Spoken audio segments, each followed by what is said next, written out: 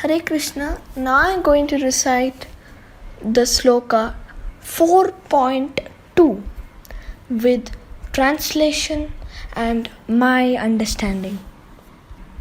Evam parampara praptam imam rajashayo viduhu sakale neha mahata yogo nashta parantapa. Translation.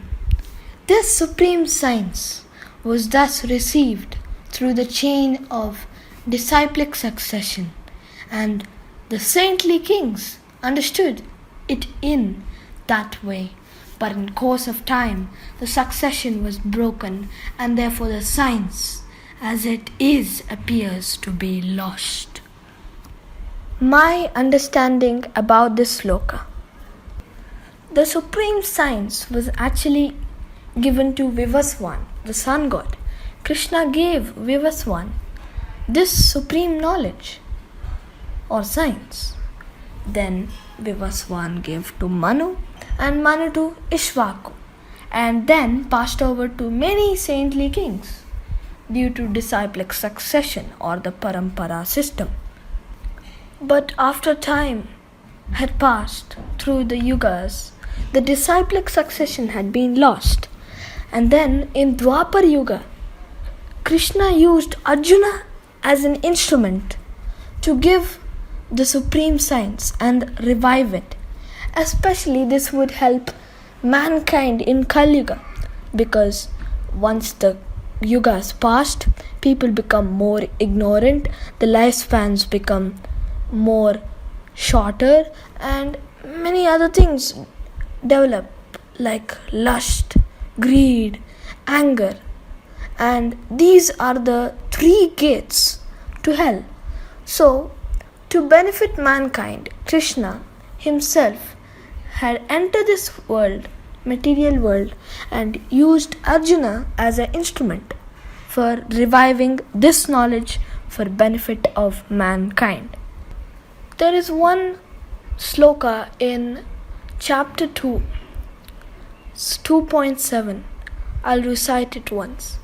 Kapanya dosha pahata swabhava prachami tvam dharma samuda cheta yashreshya nishchitam bruhitan me shishyaste ham sadimam tvam prapannam. This sloka means actually that Arjuna, he's confused of his duty and he's lost his composure due to miserly weakness, and then he's surrendering onto Krishna, accepting him as a guru. So what we can actually understand is that when we only accept a guru, we can only understand this absolute truth, the supreme science, only when you have a guru. A guru is the only one who can teach you this truth, absolute truth. Arjuna actually had went into an illusion. The illusion was created by Krishna. Krishna wanted Arjuna to express his doubts so that Krishna can say the supreme science and it will benefit mankind in Kali Yuga. So that sloka actually proves that you need a guru for understanding spiritual knowledge. For example, even when you want to learn music or any sport, it is impossible to learn on your own. So you need a guru or a teacher who will help you learn this.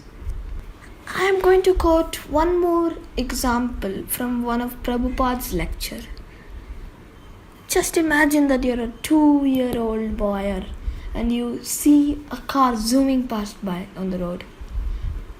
That 2-year-old boy will think, wow, it's going by magic. Well, when you grow up and you learn things from your teacher in school, your mother and father, you will understand that it's a machine and it's moving due to the combustion reaction. So, then, if we are not even able to understand material objects without a guru, in this case is either the mother, the father, or the teacher, then it is impossible to learn spiritual knowledge without a guru. The takeaway from this sloka is you should approach bona fide gurus and not self-proclaiming gurus or gods. Some people think that they themselves are gods. For example, when the Vedanta philosophy had come from Adi Shankaracharya, at that time, the Vedanta philosophy told that you could become gods actually. But these people, the common people, think that they can become gods. But then there was a new after Adi Shankaracharya, the Dvaita philosophy came, many other philosophy came, which added to Krishna coming into this world as Chaitanya Mahaprabhu. So then and only we can get a clear-cut understanding. So we need to learn from a bona fide guru and not a self-proclaiming god who follows Vedanta philosophy but not others like Dvaita. When and only Vedanta, Dvaita and all other philosophies by many gurus, then and only you can attain God. So since many philosophies had been created, there was still confusion in this world. People would think they can become gods themselves. So then Krishna came to this material world again as Chaitanya Mahaprabhu.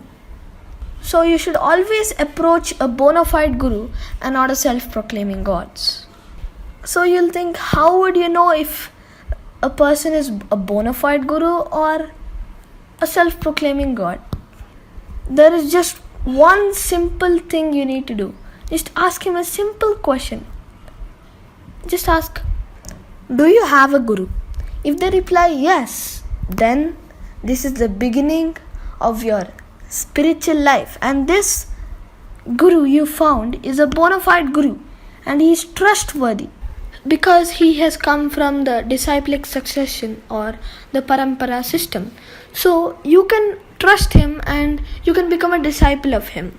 Hare Krishna. Please forgive me if I had said anything wrong.